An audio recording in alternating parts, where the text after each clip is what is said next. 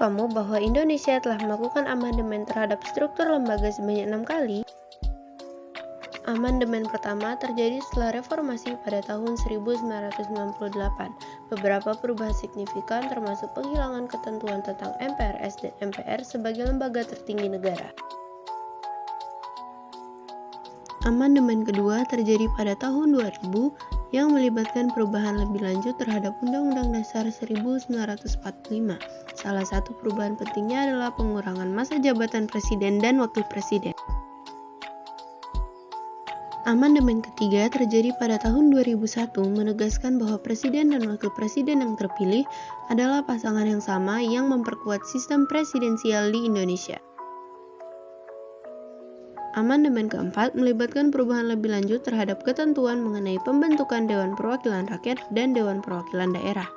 Amandemen kelima menambahkan klausul tentang keuangan negara, mengamanatkan bahwa anggaran belanja pemerintah harus mendukung kesejahteraan rakyat dan pembangunan nasional. Amandemen ke-6 yang terjadi pada tahun 2014 menambahkan pasal baru yang mengatur tentang pemerintahan daerah otonom dan juga memberikan lebih banyak kewenangan kepada daerah dalam mengatur urusan lokal.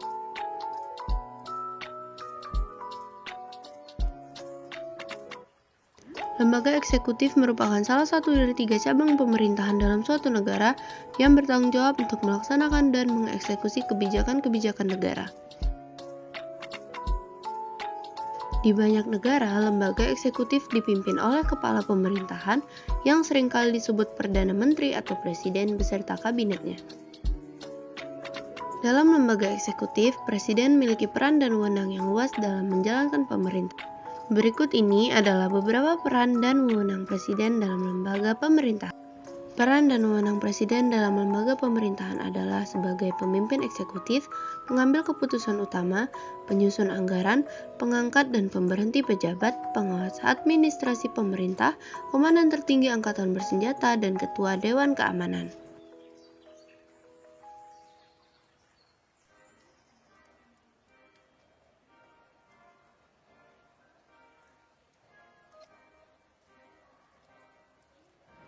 Struktur kabinet yang pertama adalah kepala pemerintahan yang mencakup presiden atau perdana menteri yang memimpin kabinet dan bertanggung jawab atas kebijakan pemerintah.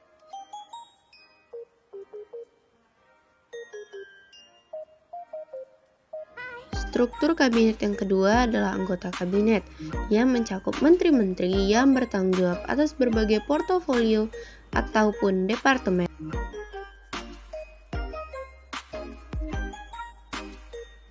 Struktur departemen pemerintahan yang pertama adalah Departemen Pusat, yang mencakup departemen-departemen kabinet yang langsung terkait dengan kebijakan nasional dan dipimpin oleh menteri-menteri kabinet. Struktur departemen pemerintahan kedua adalah Departemen Non-Kabinet, yang mungkin tidak secara langsung terhubung dengan kabinet, tetapi memiliki peran penting dalam administrasi pemerintahan.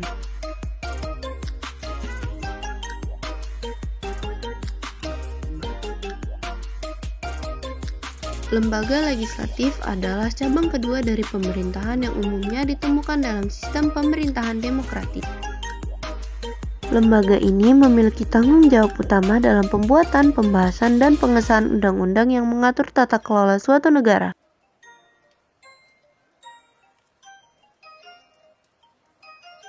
Struktur yang pertama adalah Dewan atau Parlemen.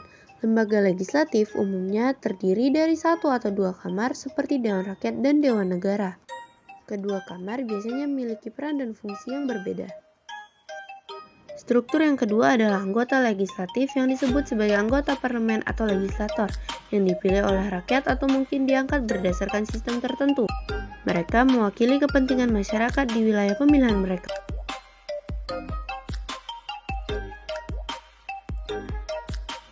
Peran dari Dewan Perwakilan Daerah adalah sebagai perwakilan daerah terlibat dalam pembuatan undang-undang dasar, pengawas kebijakan pemerintah, pembentuk peraturan daerah, dan ikut memberdayakan masyarakat. Peran dari Dewan Perwakilan Rakyat mencakupi membentuk undang-undang dasar, menentukan anggaran negara, menjadi pengawas eksekutif, mengontrol kebijakan pemerintahan, dan ikut menyelenggarakan pemilu.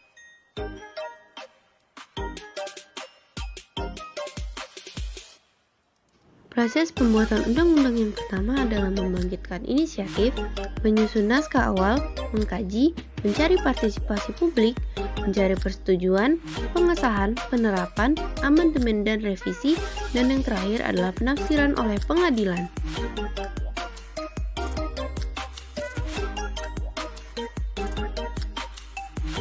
Lembaga yudikatif adalah bagian dari sistem pemerintahan suatu negara yang bertanggung jawab untuk menegakkan hukum dan memberikan keadilan. Lembaga ini terdiri dari berbagai tingkatan pengadilan yang memiliki peran khusus dalam penyelesaian sengketa dan penegakan hukum. Fungsi utama lembaga yudikatif adalah menafsirkan undang-undang, menilai konstitusionalitas undang-undang, dan memutuskan sengketa hukum. Pengadilan juga memiliki peran dalam menegakkan hukum, menjatuhkan hukuman, dan memberikan keadilan kepada individu dan kelompok.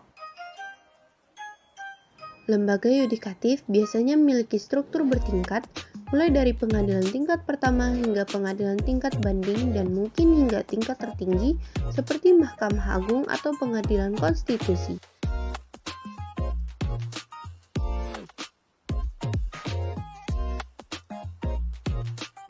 Peran-peran Mahkamah Agung yaitu menafsirkan konstitusi negara, mengadili tingkat banding akhir, menjaga konsistensi dan kestabilan hukum, menyelesaikan sengketa antara lembaga, mengawasi tindakan eksekutif, dan juga menguji undang-undang dasar.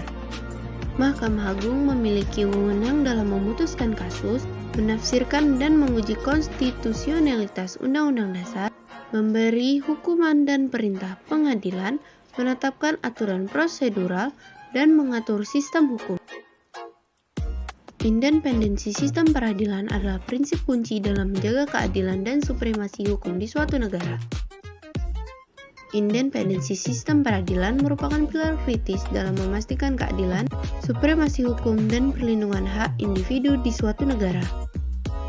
Dengan adanya independensi peradilan, kepercayaan publik terhadap sistem peradilan diperkuat, menciptakan keyakinan bahwa setiap individu tanpa memandang status atau kekuatan politik akan menerima perlakuan yang adil.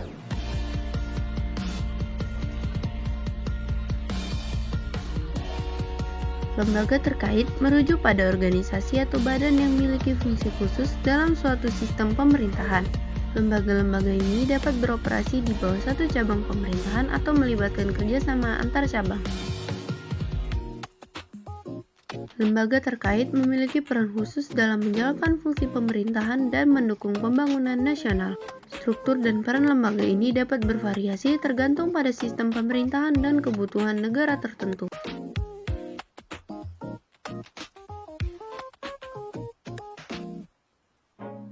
Peran Komisi Pemberantasan Korupsi adalah melakukan penyelidikan dan penyidikan terhadap kasus korupsi, memiliki kewenangan untuk memantau transaksi keuangan terkait dengan kasus korupsi, menuntut pelaku korupsi di pengadilan, memberikan perlindungan kepada saksi dan pelapor terkait kasus korupsi.